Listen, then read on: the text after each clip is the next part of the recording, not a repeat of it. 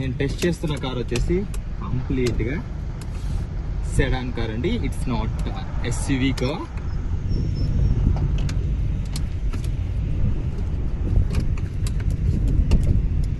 నాకు కంప్లీట్గా అటు ఇటు అయితే స్టోన్స్ కూడా ఉన్నాయి. అయినా కూడా నేనైతే ఇప్పుడు ఈ వెహికల్కి హ్యాండ్లింగ్ టెస్ట్ చేయాలి కాబట్టి. మనకు చాలా మందికి ఏంటంటే ఇంజన్ నాయిస్ అనేది ఎక్కువ వస్తుంది అని చెప్పేసి అనుకుంటూ ఉంటారు కదా.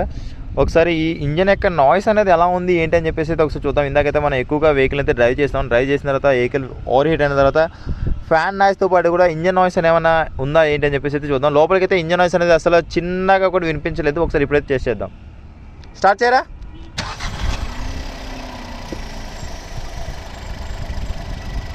ఇది ఒకసారి మనం వైబ్రేషన్ టెస్ట్ కూడా చేద్దాం. ఇంజన్ అయితే ఆన్లో ఉంది, మీరు సౌండ్ వింటున్నారు. దీనిపైన ఒకసారి అయితే నేను వెహికల్ వాటర్ బాటిల్ అయితే పెట్టేశాను. దీని యొక్క వైబ్రేషన్స్ అయితే మీరు గమనించవచ్చు.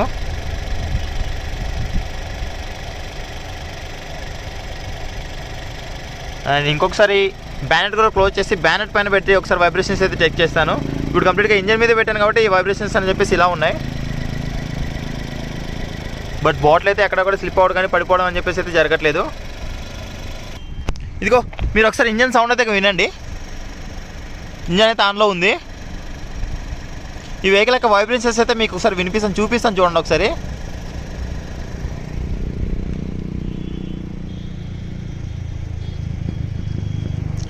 No vibrations at all.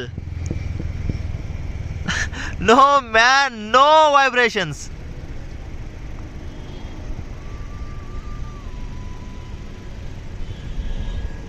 చలో ఈ వెహికల్ అయితే మనం టెస్ట్ చేద్దాం. డిఫరెంట్ సిచ్యువేషన్స్ చూసిన తర్వాత ఈ వెహికల్ యొక్క పర్ఫార్మెన్స్ నిజంగా ఈ 1000cc వెహికల్ అనేది మనకు అంత వర్తీనా కాదా ఏంటని చెప్పేసి అయితే మనం చూద్దాం. ఇంజన్ స్టార్ట్ చేసినట్టు అసలు మనకు ఎటువంటి నాయిస్ అనేది అయితే వినిపించదు. దేవుడు అయితే వరం ఇచ్చేసాడు మనకి ఇందాకే.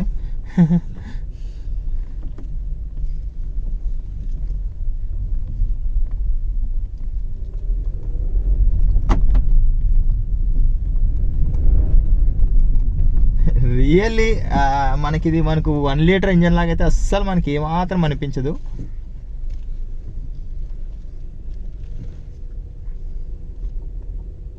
మనకు ఆల్మోస్ట్ ఇక్కడ నుంచి అక్కడికి వెళ్ళడానికి అయితే ఒక 1 కిలోమీటర్ కింద తక్కువ డిస్టెన్సే ఉంటుంది. ఇక్కడ నుంచి 100 కిలోమీటర్ స్పీడ్కి రీచ్ అవుతుందా లేదా అంత డిస్టెన్స్ లోపు అని చెప్పేసి అయితే మనం ఒకసారి చెక్ చేద్దాం.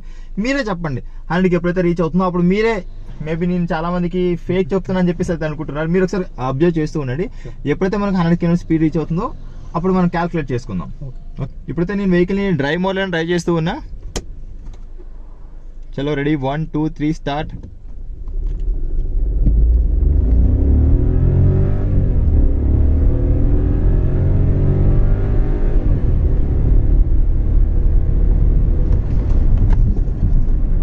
ఇక్కడ మనకు 100 కిలోమీటర్స్ టెస్ట్ అయితే చేయడానికి కుదరలేదు కానీ ఆల్మోస్ట్ క్లోజ్ టు 80 అయితే వచ్చేస్తుంది మనకు. యా మనకు 0 to 100 ఎంతసేపట్లో రీచ్ అవుతుంది, 100 to 0 ఎంతసేపట్లో రీచ్ అవుతుంది, ఇక 100 కిలోమీటర్ స్పీడ్లో ఈ కార్ యొక్క హ్యాండ్లింగ్ ఎలా ఉంది ఏంటని చెప్పేసి అయితే ఓవరాల్గా అన్ని విధాలుగా అయితే మనం టెస్ట్ చేద్దాం. చలో ready 1 2 3. Just a minute 1 second. అంటే మనం టెస్ట్ చేస్తున్నప్పుడు మనం ఎవరికి ఇబ్బంది కలిగించకూడదు కాబట్టి, ఎవరు మనం చూసి భయపడకూడదు కాబట్టి, ఎవరు లేనప్పుడే నేను ఆ టెస్ట్ అనేది చేస్తాను. చలో రెడీ 1 2 3 స్టార్ట్ గో.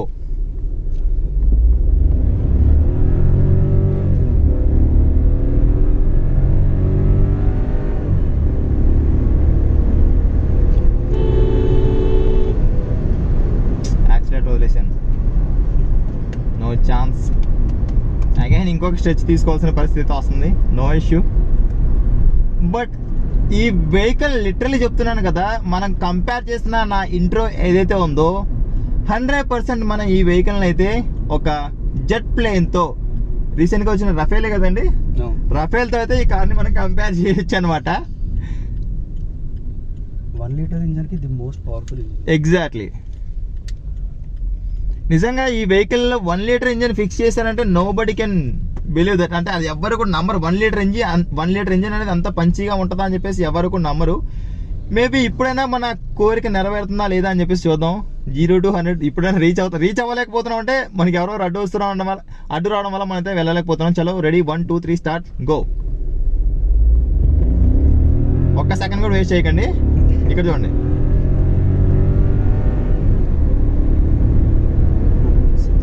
హండ్రెడ్. నాకు తెలిసి 10 seconds అయినా కూడా పట్టిందో లేదైతే నాకు తెలియదు. అసలు 100 km స్పీడ్లో వెళ్తున్నామా లేదా అన్న ఒక ఫీలింగ్ కూడా నాకు తెలియట్లేదు లిటరలీ.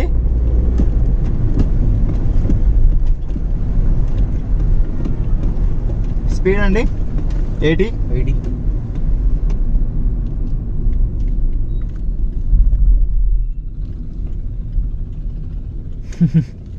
100 km స్పీడ్కి ఎంతసేపు లిటరల్ నేను అలా కళ్ళు మూసి కళ్ళు తెరిచేలోపు మనకు 100 km స్పీడ్కి అయితే ఈ వెహికల్ రీచ్ అవుతుంది. అదే విధంగా 100 to 0 కూడా రీచ్ అవుతుందా, అంతకంటే తక్కువ టైంలో రీచ్ అవుతుందా ఏంటని చెప్పేసి అయితే అది కూడా చూద్దాం. చిచ్చి ఇక్కడ చక్కర్లు కొడుతూ, ఇది కాదు మనకు ఒక రేసింగ్ ట్రాక్ దొరకాలి ఈ వెహికల్ని టెస్ట్ చేయాలంటే. ఈ ట్రాక్ అనేది అసలు సెట్ కాదు. జస్ట్ ఇక్కడ నుంచి ఆల్మోస్ట్ అక్కడికి 3 kilometers ఉంటుంది. 3 kilometers ఎంతసేపట్లో రీచ్ అవుతుంది అనే విషయం కూడా మనకు తెలియట్లేదు. ఇది ఇంకా మీరు డ్రైవ్ మోడ్ లో ఉన్నారు. డ్రైవ్ మోడ్ లో అయితే ఇంకా ఫాస్ట్. మనం ఒకసారి 120 to 0 చెక్ చేద్దాం. మీరు ఒకసారి గమనించవచ్చు, మీకు ఇక్కడ ఒక్కసారి ఇది తీసేనా కాసేపు. ఓకే, మీరు ఇక్కడైతే గమనించవచ్చు. చాలా మంది మేబీ సెంటర్ అని చెప్పేసి అనుకుంటారు. ఇక్కడ ఒకసారి మీకు కనిపిస్తుందా? ఓకే, మీకు జూమ్ చేసి అయితే చూపిస్తాను. ఓకే, ఈ ప్లేస్మెంట్ అనేది గుర్తుపెట్టుకోండి. ఎంతసేపట్లో రీచ్ అవుతుందని ఏంటని చెప్పేసి అయితే మీకు ఇక్కడ స్క్రీన్ పైన అయితే నేను డిస్ప్లే చేసి కూడా చూపిస్తాను. Ready, 1 2 3 start go. ఇప్పుడు కూడా నేను డ్రైవ్ మోడ్లోనే ఉన్నా, స్పోర్ట్స్ మోడ్లో అయితే లేను.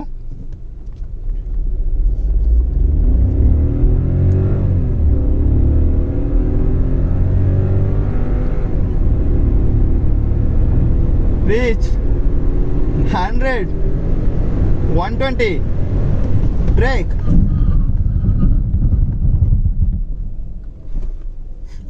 నేను ఇందాకైతే 120 km స్పీడ్లో అయితే నేను బ్రేక్ అప్లై చేశాను. అండ్ ఒకసారి నేను 100 km స్పీడ్లో ఈ వెహికల్ యొక్క హ్యాండ్లింగ్ టెస్ట్ అయితే చేయబోతూ ఉన్నా. రీచ్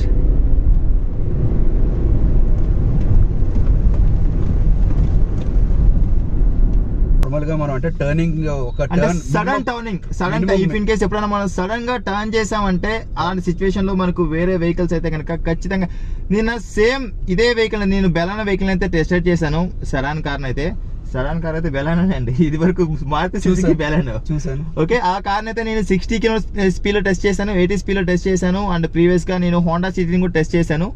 హోండా సిటీ కంటే బెటర్ అని చెప్పేసి అయితే నేను చెప్పను. హోండా సిటీ కంటే కూడా బిట్ అంటే ఇందులో మనకు బాడీ రోలింగ్ అనేది ఆల్మోస్ట్ 30% వరకు అయితే బాడీ రోలింగ్ ఉంది. ఎప్పుడు మనకు 100 km స్పీడ్లో అంటే బాడీ రోలింగ్ అంటే మనకు పడిపోయేంత కనిపించలేదు, కానీ ఓకే వెహికల్ అటు ఇటు షేక్ అవుతున్న ఫీలింగ్ అని చెప్పేసి అయితే మనకి ఇక్కడ కనిపించింది. ఇంకొకసారి అంటే మీరు ఇదే టెస్ట్ నేను రెగ్యులర్గా చేస్తున్నాను, ఇవే మనకు కావాలా, ఇదే సరిపోతాయని చెప్పేసి అనుకుంటే ఇవి చాలండి. ఇంకా మీరు ఎలా టెస్ట్ చేయమన్నా కూడా నేను అలాంటి టెస్టులు చేయడానికి అయితే రెడీగా ఉన్నాను. 360 degrees కొట్టండి, అవి చేయండి. అవి మనం ఎప్పుడు డ్రైవింగ్లో 360 degrees కొట్టేసి అయితే మనం చూపించాం కదా, అలాంటివి కాకుండా వెహికల్ని ఇంకా మీరు ఏ విధంగా టెస్ట్ చేయాలి, మీరు ఎలా ఎక్స్పెక్ట్ చేస్తున్నారు నా నుంచి అని చెప్పేసి మీరు కోరుకుంటున్నారో అది ఖచ్చితంగా మీరు కింద కామెంట్ సెక్షన్లో కామెంట్ చేయండి. నేను తప్పకుండా వెహికల్ అయితే నేను అలా టెస్ట్ చేస్తాను. నిజంగా ఈ వెహికల్ ఇప్పుడు ఒకసారి నేను స్పోర్ట్స్ మోడ్లో పెడతాను. స్పోర్ట్స్ మోడ్లో ఎంతసేపట్లో రీచ్ అవుతుంది ఏంటి 100 km స్పీడ్కి అని చెప్పేసి కూడా లిటరలీ వితౌట్ యాక్సిలేటర్ దూసుకెళ్ళిపోతుంది. Wow, amazing. నిజంగా ఈ వెహికల్ని టెస్ట్ రైడ్ చేయాలంటే ఖచ్చితంగా ఒక ట్రాక్ అయితే కావాలండి. ఇలాంటి చోట మనకు అస్సలు కుదరదు, నో ఛాన్స్. అసలు ఒప్పుకోదు ఈ కార్. నాకు ఇది సరిపోదు జుజుబి అని చెప్పేసి అయితే చెప్పేస్తుంది. ఎవరైతే స్కోడా ర్యాపిడ్ ఓనర్స్ ఉంటారో వాళ్ళ మీ ఒపీనియన్ కూడా కింద కామెంట్ సెక్షన్లో కామెంట్ చేయండి. అది మాన్యువల్ వెహికల్ అయినా లేకపోతే this is petrol vehicle, it's not diesel vehicle. గుర్తుపెట్టుకోండి, దిస్ ఈస్ పెట్రోల్ 999cc అంటే 1 litre.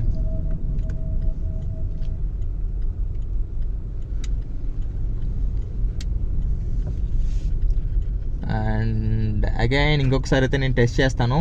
120 to 0 sports mode, reach,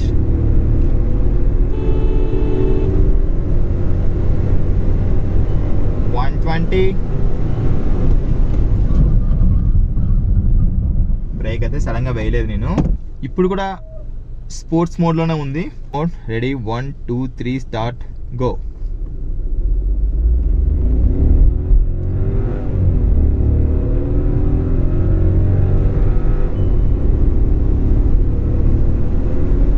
100 cross అయిపోయింది.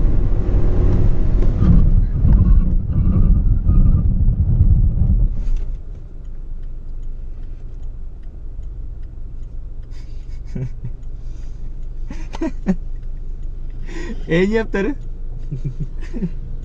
అంటే నేను ఎప్పుడు ఇంతలా ట్రై చేయలేదు, బట్ స్టేబుల్గా ఉంది కదా, చాలా స్టేబుల్గా ఉంది నాకైతే. నేను వెహికల్ పైన అయితే స్టీరింగ్ పైన జస్ట్ అలా చేయి పెట్టిన తప్ప నుంచి నేనైతే దాన్ని హార్డ్గా పట్టుకోవాలి. ఇక్కడ ఈ మూమెంట్ బట్టి అర్థమైపోతుంది. నేను మేబీ ఈ వెహికల్ని పొగుడుతున్నానని చెప్పేసి అనుకోవద్దు. ఈ వెహికల్ స్కోడా వాళ్ళేమో నాకైతే పెయిడ్ ప్రమోషన్ చేయించుకోలేదు. వీరు కూడా నాకు రాజగోపాల్ గారు కూడా నాకు అమౌంట్ ఇచ్చేసి అయితే పే ఆయన చేయించుకోవాల్సిన అవసరం ఆయనకు లేదు, నాకు లేదు. ఆయన ఓన్ ఇంట్రెస్ట్ అయితే ఆయన వచ్చారు, ఆయన పర్సనల్ ఇంట్రెస్ట్తో. చలో, యాక్సలరేషన్ మాత్రం ఇంకా దీనికి ఏం వర్డ్స్ పెట్టాలో తెలియట్లేదండి. ఇంకా లిటరలీ దీనికి ఇంకా నేను కంక్లూడ్ చేసి నేను బాయ్ బాయ్ చెప్పాల్సిన టైం అయితే వచ్చిందని చెప్పేసి అయితే నాకు అనిపిస్తుంది. చలో,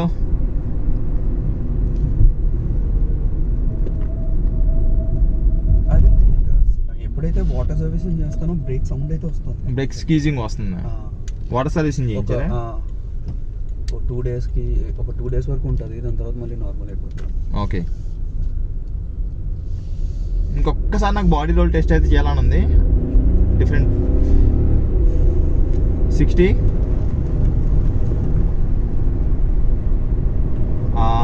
80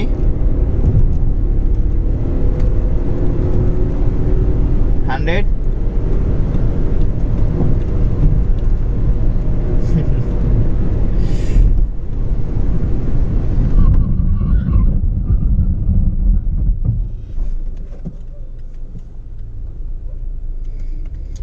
no words at all, no words.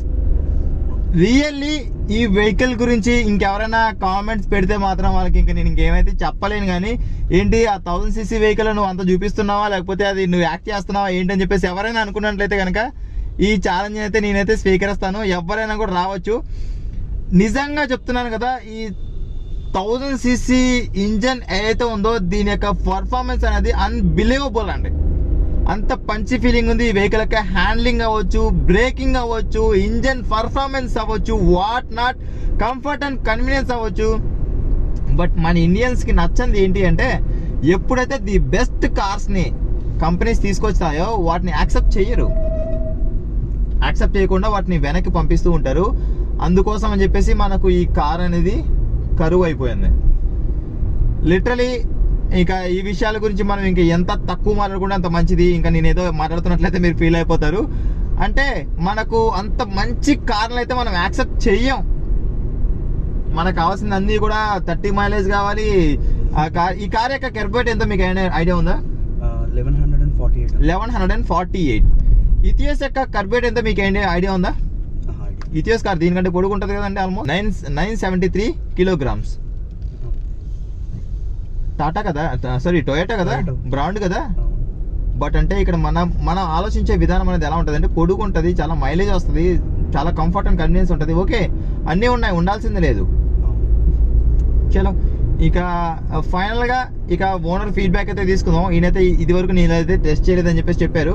ఒకసారి మనం ఈ వెహికల్ అయితే రకరకాలుగా టెస్ట్ చేసాం కదా. టెస్ట్ చేసిన తర్వాత ఒక్కసారి మనం ఇక్కడ సస్పెన్షన్ టెస్ట్ చేద్దామండి. ఈ సౌండ్ అనేది ఏంటి అంటే, వాటర్ సర్వీసింగ్ చేయించినప్పుడు బ్రేక్ ప్యాడ్స్ దగ్గర అయితే నాకు కొంచెం సౌండ్ వస్తుందని చెప్పేసి అయితే వారు చెప్పారు. ఇక్కడ ఒకసారి సస్పెన్షన్ టెస్ట్ అయితే చేస్తాను. చెప్పారు కదా 40 km స్పీడ్ లోపలైతే మనకు జోక్స్ అనేది మనకు క్లియర్గా ఖచ్చితంగా మనకు లోపలికి తెలుస్తుందని చెప్పేసి. బట్ ఎక్కడ కింద టచ్ అవుతున్న ఫీలింగ్ అయితే మనకి ఇక్కడ కనిపించే ఒక సడన్ కార్ని నేను ఇప్పుడు టెస్ట్ చేస్తూ ఉన్నా. యాక్చువల్గా చెప్పాలంటే గ్రౌండ్ క్లియరెన్స్ ఎడిక్వేట్ ఇండియన్ రోడ్స్కి మనకి చాలా బెటర్.